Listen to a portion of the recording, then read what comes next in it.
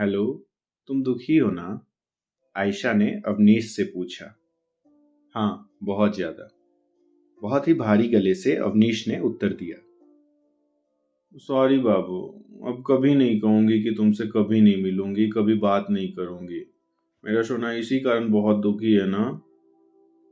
आयशा ने बड़ा प्यार जताते हुए पूछा। नहीं, ऐसी कोई बात नहीं है। अवनीश का स्वर बहुत रूखा था। फोन के दूसरी तरफ आयशा को जैसे झटका सा लगा। उसने कुछ ही दिन पहले अवनीश से झगड़ा किया था। गलती चाहे किसी की भी हो, अगले दिन तक अगर आयशा फोन नहीं करती थी तो अवनीश ही सॉरी बोल देता था।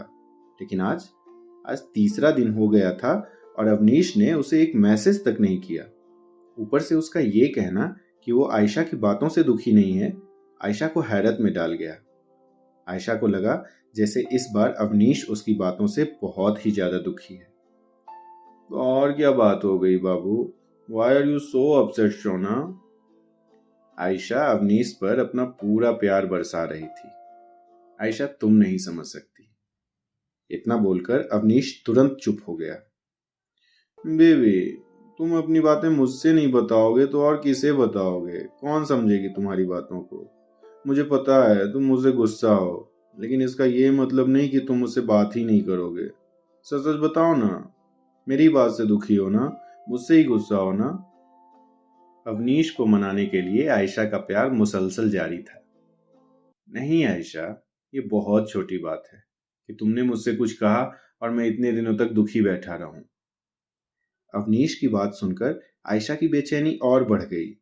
उसे लगने लगा और कौन सी बात से अवनीश इतना परेशान हो गया कि पिछले 3 दिनों में उसने ना तो एक कॉल किया और ना ही कोई मैसेज। तो और कौन सी बात है यार जो इतनी बड़ी है जिससे तुम इतने ज्यादा परेशान हो? अभी तक आयशा को लग रहा था जैसे अवनीश उसी की बातों से दुखी है, लेकिन अब वो अवनीश के परेशानी की असली वजह जानना चाहती थी। पहले तो अवनीश ने सोचा कि आयशा से मिलकर ही ये सारी बातें की जाएं, लेकिन फिर उसने फोन पर ही बोलना जारी रखा। यार पता है, जब तुमने मुझे भला बुरा कहा था ना, तो सच में मुझे बहुत बुरा लगा था। मैं बहुत ही भारी मन से तुम्हारे पास से गया था। लेकिन जब मैं तुम्हारे पास से गया ना, तो चौराहे पर एक प्रोग्राम हो रहा था।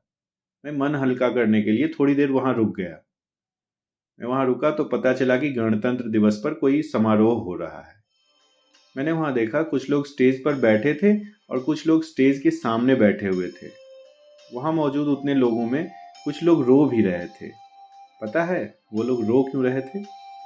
इतना बोलने के बाद अवनीश थोड़ी देर के लिए चुप हुआ। फिर आयशा का बिना जवाब सुने ही उसने फिर से बोलना शुरू कर दिया। वहां पर आतंकी मुठभेड़ में शहीद हुए सैनिकों के परिवार वाले आए हुए थे। उन वीर सैनिकों को श्रद्धांजलि दी जा रही थी। एक बूढ़े दंपत्ति के तो दोनों बेटे ही शहीद हो गए थे। कई विधवाएं वहां स्टेज पर थीं, अपनी जवानी में ही एक शूरवीर की विधवा। सोचो उन पर क्या गुजर रही होगी। और पता है, हालिया मुठभेड़ में शहीद एक सिपाही की प्रतिमा सम्मान के तौर पर चौराहे पर लगाई जा रही थी। उसकी बहन उसी प्रतिमा को राखी बांध रही थी।